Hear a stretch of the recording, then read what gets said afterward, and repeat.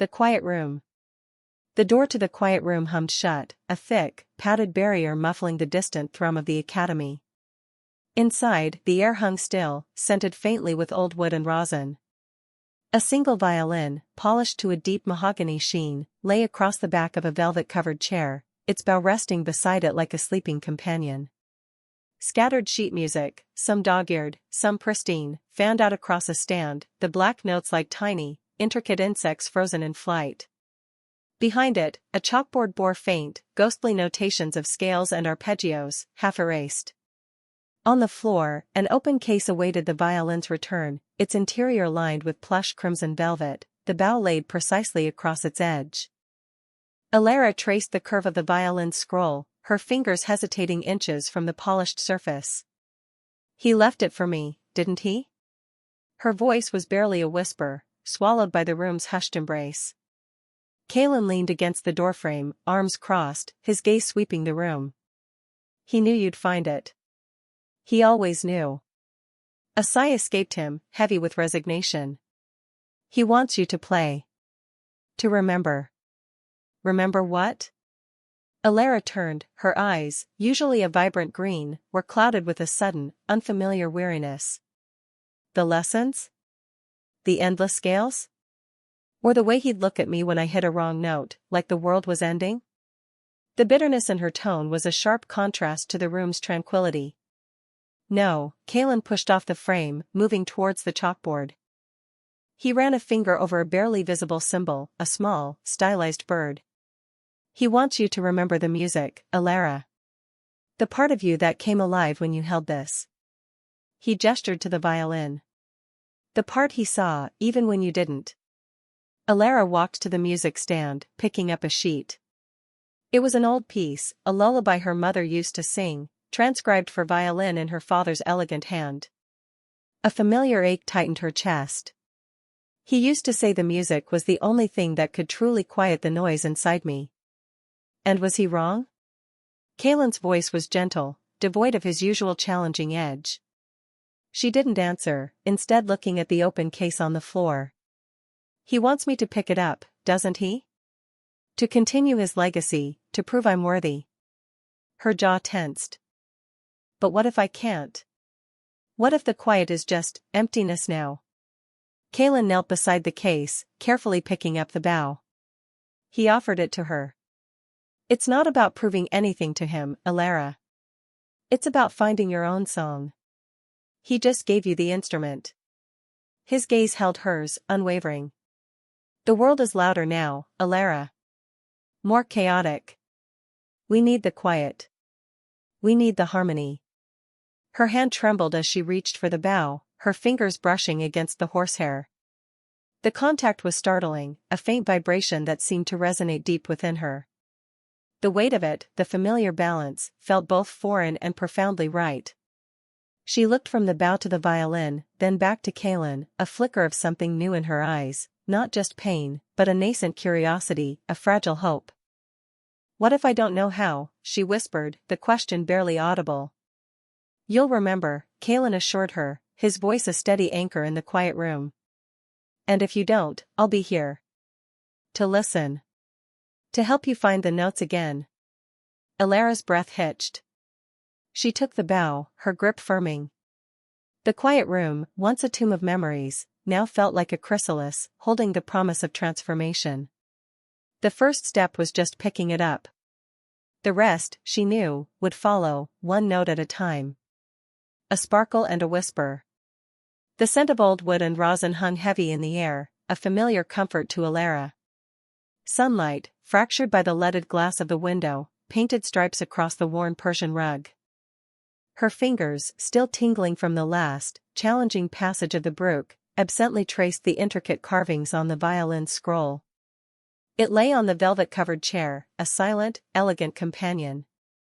Across the room, Liam leaned against the grand piano, his gaze drifting over the scattered sheets of music on the stand.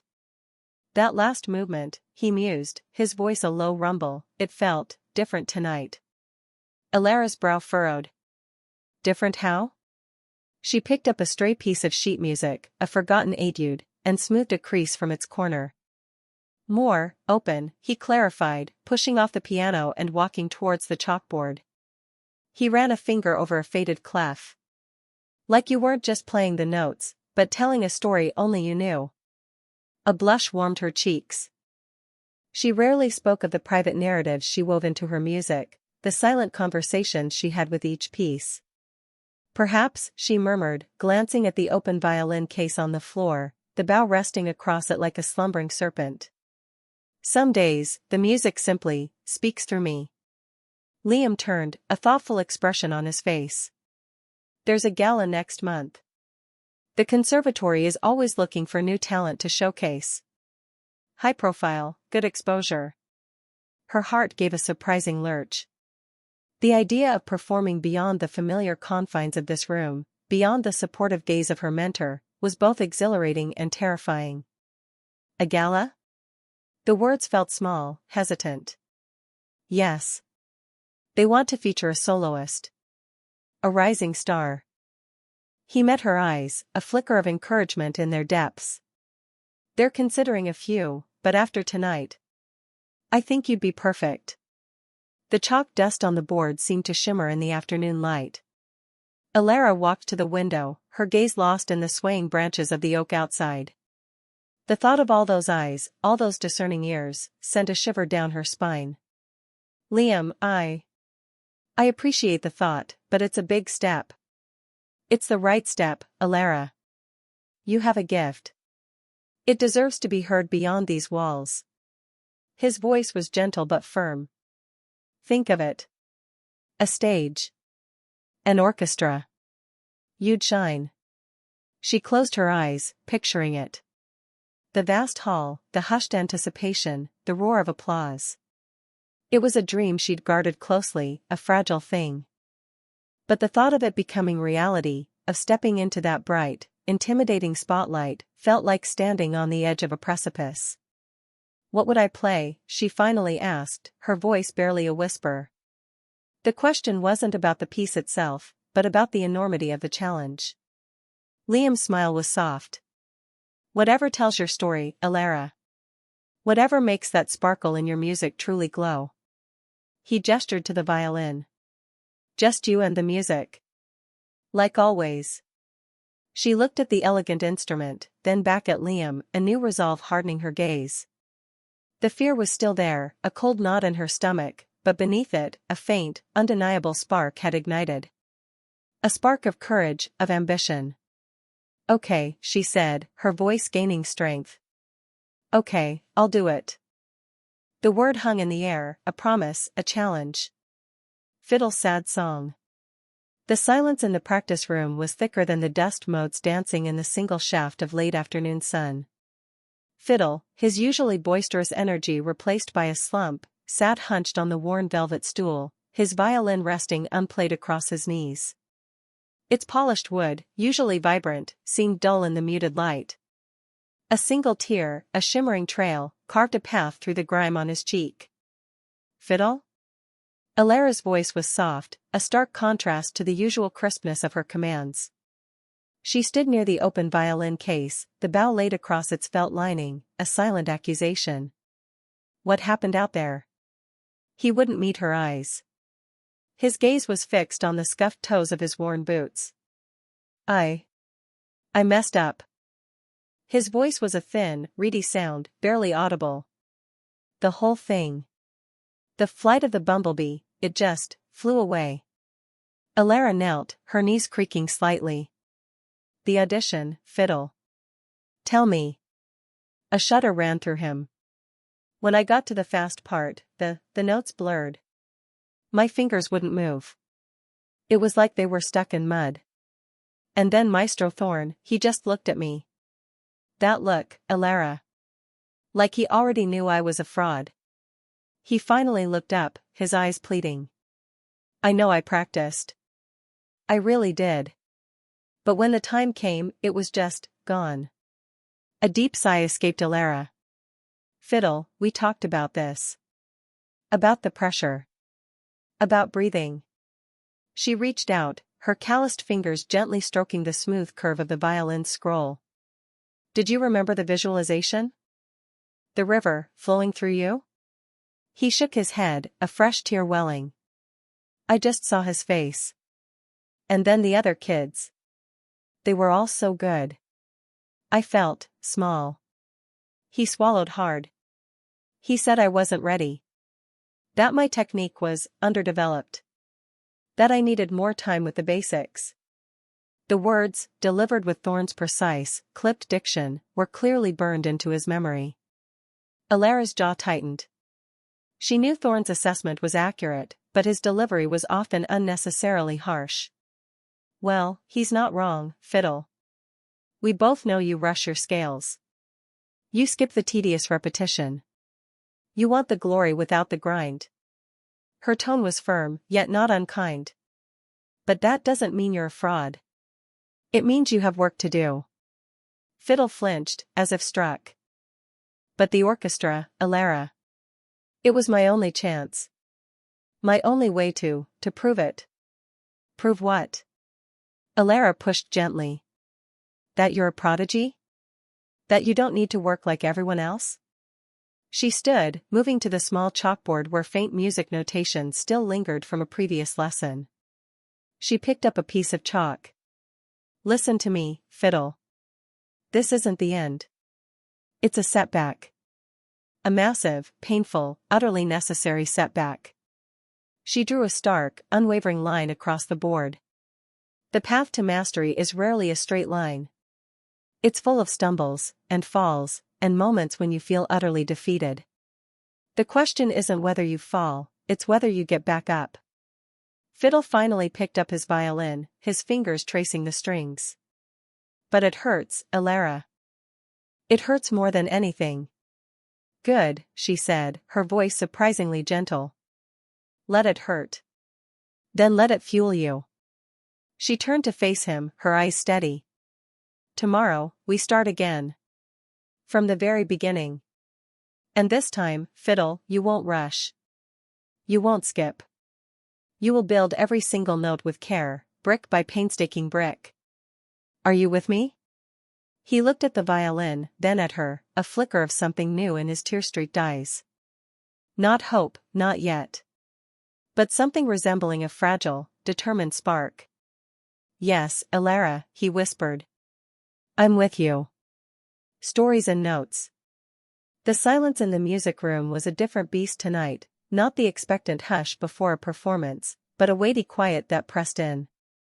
Elias traced the F-hole of his violin, its polished wood gleaming under the single lamp.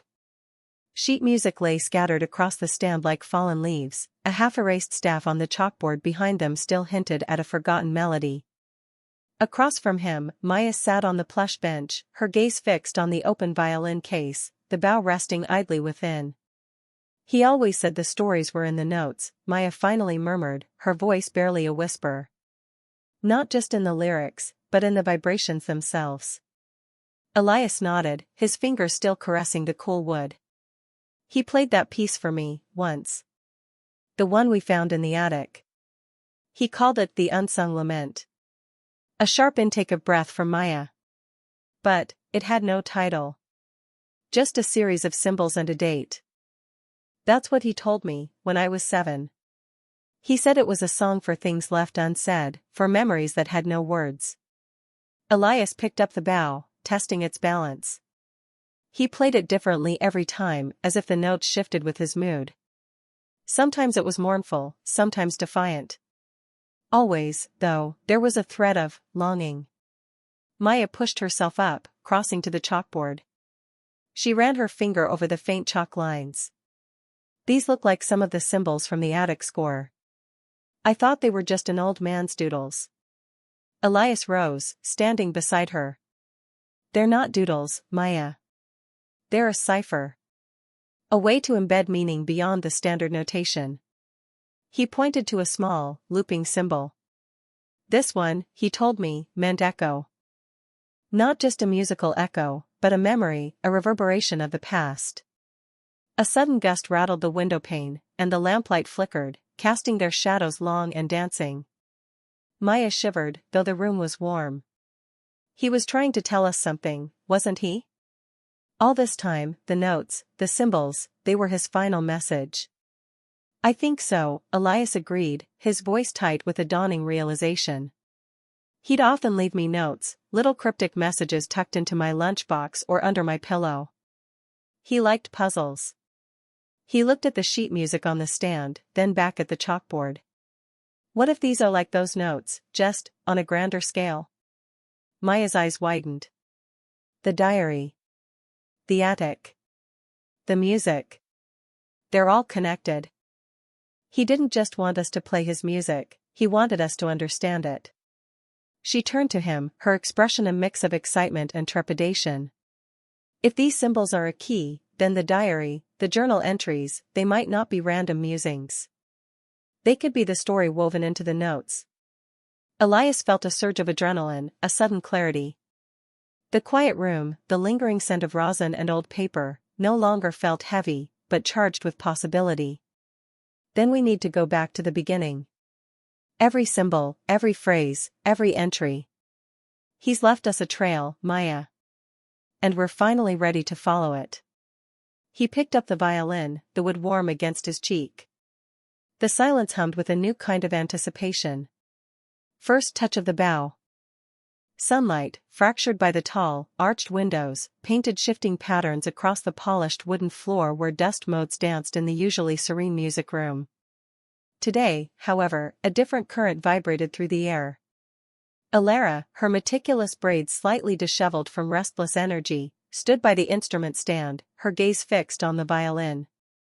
It wasn't a new acquisition, its warm, aged amber wood bore the faint, honorable scars of countless hours of practice.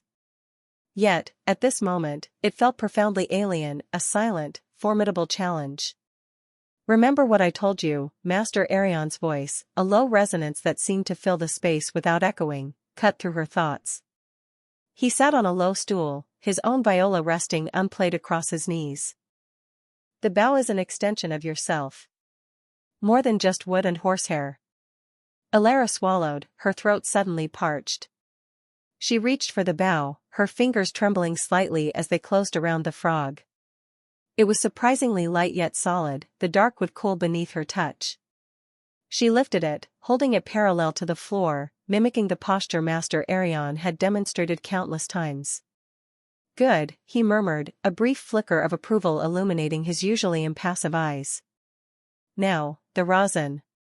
He gestured to the small, amber-colored cube on the stand. Alara picked it up, its surface rough and sticky.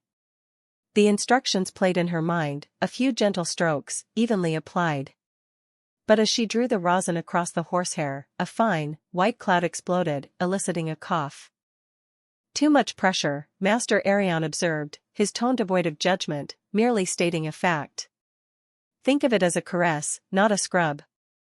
She tried again, lighter this time. The dust was minimal, and a faint, sweet pine scent wafted up. Then came the dreaded moment.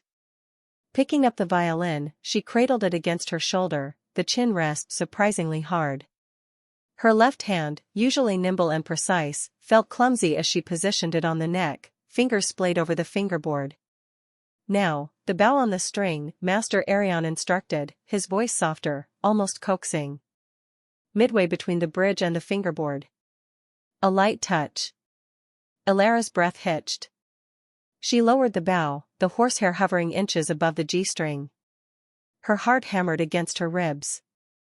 This wasn't just about producing sound, it felt like a public declaration. With a deep breath, she drew the bow across the string. A scratchy, hesitant protest escaped the violin, a sound more akin to a tortured cat than a musical note. Alara winced, her shoulders hunching. Master Arion didn't react, his face unreadable. Again, he commanded gently.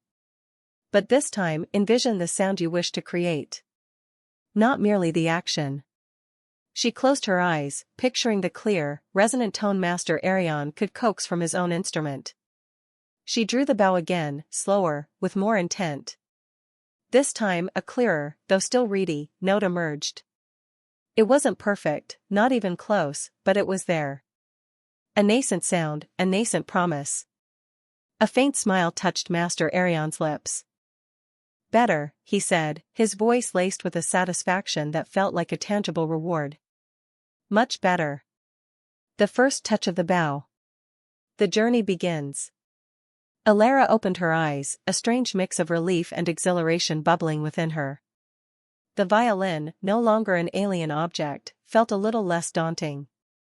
The room, once quiet, now held the lingering echo of her first, imperfect note. Wobbly twinkles.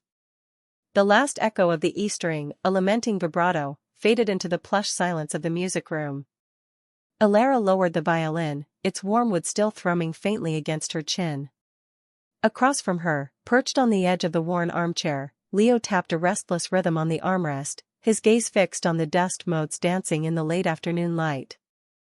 The sheet music for Wobbly Twinkles, a piece their instructor, Mrs. Gable, had optimistically assigned, lay splayed across the stand, its notes a chaotic jumble in Alara's mind. "It's not just the notes, Alara," Leo said, his voice softer than she expected, devoid of his usual playful teasing. "It's the feeling. Mrs. Gable keeps saying it needs childlike joy.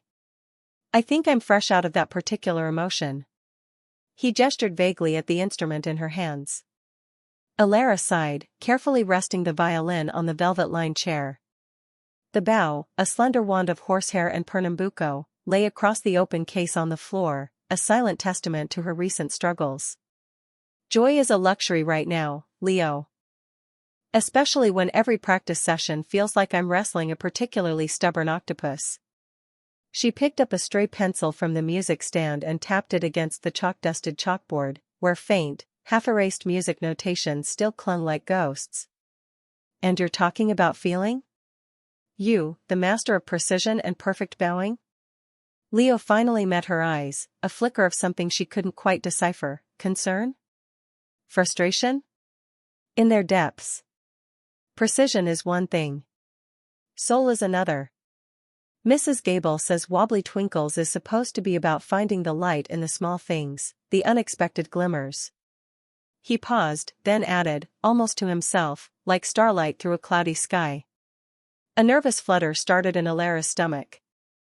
"You've been talking to Mrs. Gable about this, haven't you? About everything?"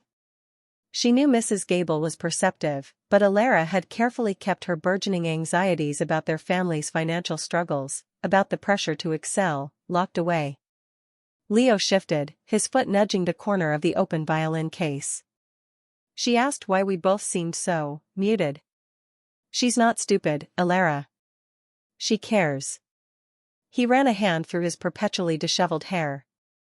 I told her we were struggling with the piece, that it felt too light when everything else felt so heavy." He looked up, his gaze intense. "She said art isn't just about reflecting what is. It's about creating what could be. About finding those wobbly twinkles even when the world feels dark." Alara's grip tightened on the pencil. The silence in the room stretched, punctuated only by the distant chirp of a bird outside. "So, what are we supposed to do? Conjure joy out of thin air?" Leo stood, walked to the window, and peered out at the deepening twilight. His silhouette was sharp against the fading light. "Maybe it's not about conjuring. Maybe it's about remembering. Or discovering." He turned back, a faint, almost imperceptible smile playing on his lips. "She said sometimes the wobbliest twinkles are the brightest. Because they're fighting to be seen." The words hung in the air, a strange mixture of challenge and comfort. The quiet music room, usually a sanctuary of controlled practice, now felt charged with an unspoken tension, a new direction. Alara looked at the violin on the chair, then at the tangled notes of Wobbly Twinkles. The piece suddenly didn't seem so much about perfection, but about possibility. Practice makes progress. The music room still hummed with the ghosts of sound, a faint, woody scent of rosin clinging like a subtle perfume of dedicated effort. Alara had just lowered her bow, the final echo of the Mendelssohn concerto dissolving into the quiet breath of the building. Her violin, a dark, burnished instrument, a silent witness to generations of musicians, nestled on the velvet lining of its open case. A single bead of perspiration traced a cool path down her temple, a testament to the fierce intensity of her practice. Across from her, ensconced in a plush armchair that seemed incongruous in such a focused space, Leo idly tapped a rhythm on his knee. Improved, he conceded, his voice a low rasp. Especially the third movement. You're finally coaxing out the light and shade, not merely rattling off notes. Alara picked up a stray sheet, a dog-eared page of scales, and absently smoothed a crease. It still lacks something. The high D string's intonation, for one. And the spiccato needs more lift, less grind. She gestured vaguely towards the chalkboard behind them, a canvas of hurried notations marking recalcitrant passages. I can hear it perfectly in my head, but my hands, they refuse to cooperate. Leo finally straightened, leaning forward, his casual demeanor replaced by intent focus. You're your own harshest critic. That's the crux of it. So fixated on flawlessness, you forget to simply feel. He picked up the discarded bow from the case, twirling it between his fingers. Remember Maestro's constant refrain? Music is a dialogue. Are you truly listening to what the piece whispers, or are you just issuing commands? A flicker of irritation crossed Alara's face. Of course I'm listening. I devote hours to dissecting the score, the historical context, the composer's intent. It's not about just feeling it, Leo. It's about precision, about faithfully translating the composer's vision. And what if that vision included a touch of you? He countered, his gaze unwavering. You're so entangled in the mechanics, you're losing the enchantment. That's why the high D still feels forced. You're wrestling with it instead of seducing it. He rose, moving towards the violin case. You've invested the hours, Alara. More than anyone I know. But the chasm between good and great isn't merely endless repetition. It's about connection. He paused, his voice softening. Especially with this piece. It's a tapestry of longing, a fragile thread of hope. Your technique is impeccable, but the very soul, it remains somewhat veiled. Alara looked at her reflection in the polished surface of the violin, her brow furrowed. The raw truth in his words pricked at her, a familiar discomfort she typically ignored. She had always prided herself on her disciplined methodology, her unwavering devotion to technical mastery. But Leo, with his infuriating knack for perceiving beyond the notes, invariably located the vulnerability in her performance, the emotional hesitations she meticulously concealed. So, what's your brilliant solution? She asked, her voice hushed. More practice? A new exercise? Leo shook his head. Less. Less analysis, more intuition. Go home. Don't touch the violin until tomorrow. And when you do, simply play. Don't dissect. Don't correct. Just play. The suggestion bordered on sacrilege to Alara's meticulous nature. But looking at the silent violin, at the faint musical notations on the chalkboard that seemed to mock her tireless efforts, a sliver of curiosity, a rare seed of rebellion, took root. Perhaps, just perhaps, he was right. A song from the heart. The last tremolo faded, leaving an almost tangible silence in the music room. Sunlight, thick with dust motes, slanted through the tall window, illuminating the intricate carvings on the violin now resting on its velvet-lined case. Alara lowered her bow, her fingers still tingling from the vibrations of the strings. Across from her, Liam leaned against the worn chalkboard, a faint smudge of rosin on his cheek. He hadn't spoken since she'd started the piece, a soaring, melancholic melody she'd composed just last week. That's new, he finally said, his voice softer than usual. He pushed off the board, walking slowly towards the music stand where the scribbled sheets lay. I haven't heard you play anything like it. It's raw. Alara's gaze dropped to her hands. It's how I feel, she admitted, the words barely a whisper. Everything since the incident. It just poured out. Liam picked up one of the sheets, tracing a line of notes with his finger. It sounds like a lament, but there's a defiance in it too. A stubbornness. He looked up, his eyes meeting hers. You're not giving up, are you? A flicker of the old spark returned to her eyes. Never. Not on the music, not on anything. She gestured vaguely towards the world outside the window, the world that had tried to silence her. But it's hard. Every note feels like a battle. Then let this be your weapon, Liam said, his voice firm, unwavering. This is the strongest thing you've written. It needs to be heard. Elara flinched. Heard? By whom? The Academy Council still hasn't lifted the performance ban. They think I'm too unstable. The memory of the cold, judging faces in the disciplinary hearing still stung. Forget them for a moment, Liam urged, stepping closer. He picked up the violin, holding it out to her. Play the bridge again. The part where it shifts from minor to major. There's a resolve there. A promise. She hesitated, then took the instrument, the familiar weight of comfort. As she raised the bow, a sudden, sharp rap echoed from the door. Both of them froze, their eyes darting towards the sound. The door creaked open, revealing Professor Anya Sharma, her usually placid face etched with concern. She took in the scene, the scattered sheet music, the violin in Elara's hand, the intensity of Liam's gaze. Elara, Liam. I thought I heard music. Her eyes lingered on the sheet music on the stand. Is that a new composition? Elara instinctively tried to hide the papers, but Liam stepped forward, blocking her attempt. It is, Professor. And it's extraordinary. Professor Sharma's gaze sharpened, moving from Liam's resolute face to Elara's hesitant one. May I see? There was a gentle insistence in her tone that brooked no refusal. Elara slowly nodded, pushing the sheet music towards her.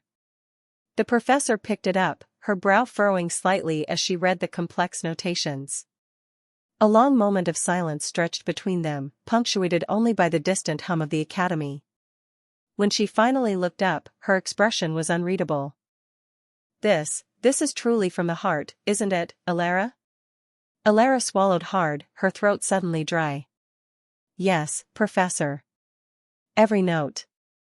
Professor Sharma folded the music carefully. I believe it. And I believe it needs to be heard. She met Elara's shocked gaze. There's an inter-academy competition next month. The theme is resilience. I think this piece, played by you, would be perfect. Elara's jaw dropped. Liam, beside her, let out a quiet exhale of relief. The performance ban still loomed, a heavy shroud over her ambitions. But, leave the council to me, Professor Sharma said, a glint of determination in her eyes. Sometimes, a song can speak louder than any decree. Especially a song from the heart. More than just notes. The lingering scent of rosin and old wood clung to the air in the music room, a comforting blanket around Elara. Her violin lay across the velvet-lined chair, a silent sentinel, its own song momentarily hushed. Scattered sheets of music on the stand hinted at the struggle she'd just endured with a particularly stubborn passage. On the chalkboard behind, faint, ghostly notations of scales and arpeggios remained, a testament to countless hours of disciplined practice. The open case on the floor, its bow resting across it like a tired warrior, completed the scene of recent musical combat. That was spirited, Liam said, a corner of his mouth twitching upwards. He was perched on the edge of a worn armchair, a sketchbook balanced on his knee, his eyes still holding the distant gaze of a dreamer. Elara sighed, running a hand through her already disheveled hair. Spirited, or just plain awful? I swear, that trill mocks me. She picked up a pencil, tapping it against the edge of a score. It's like the notes are there, but the emotion isn't. Just sound. Liam's gaze sharpened, shifting from the abstract to her. Maybe you're looking for the emotion in the wrong place. It's not just in the notes, Elara. It's in what you bring to them. He flipped a page in his sketchbook, revealing a charcoal sketch of the violin, its curves rendered with an almost reverent accuracy, yet infused with a subtle, almost melancholic light. She leaned forward, tracing the delicate lines with a finger. You see it differently, don't you? When you draw, it's not just lines on paper. No, he agreed softly. It's about capturing a moment, a feeling. The light hitting a certain way, the tension in a muscle, the quiet intensity in someone's eyes. He looked up, his own eyes serious now. Like how you look when you play, even when you're wrestling with a trill. There's a fierce determination there, a longing. Alara felt a blush creep up her neck. She wasn't used to such direct observation, especially not from Liam, who usually communicated in gentle suggestions and knowing smiles. Longing for what? She whispered, half afraid of the answer. To connect, he replied without hesitation. To make the music speak for you. To say something you can't quite put into words. He closed his sketchbook, setting it carefully on the floor beside him. That's what I see in your playing, Alara. More than just notes. A strange quiet settled between them, heavy with unspoken understanding. The air, once filled with the ghost of her struggling melody, now thrummed with a different kind of vibration. Alara looked at her violin, then back at Liam. He wasn't just seeing her playing, he was seeing her. My grandmother always said music was the language of the soul, she said, her voice barely audible. I think I'm trying to find my soul's voice in it. Liam nodded slowly. And that's the hardest part, isn't it? To let it be truly yours, imperfections and all. He rose, approaching the violin. He didn't touch it, but simply stood beside it, his presence a quiet affirmation. Sometimes, the struggle itself is part of the music. It tells a story. He picked up a stray sheet of the offending score, a gentle smile playing on his lips.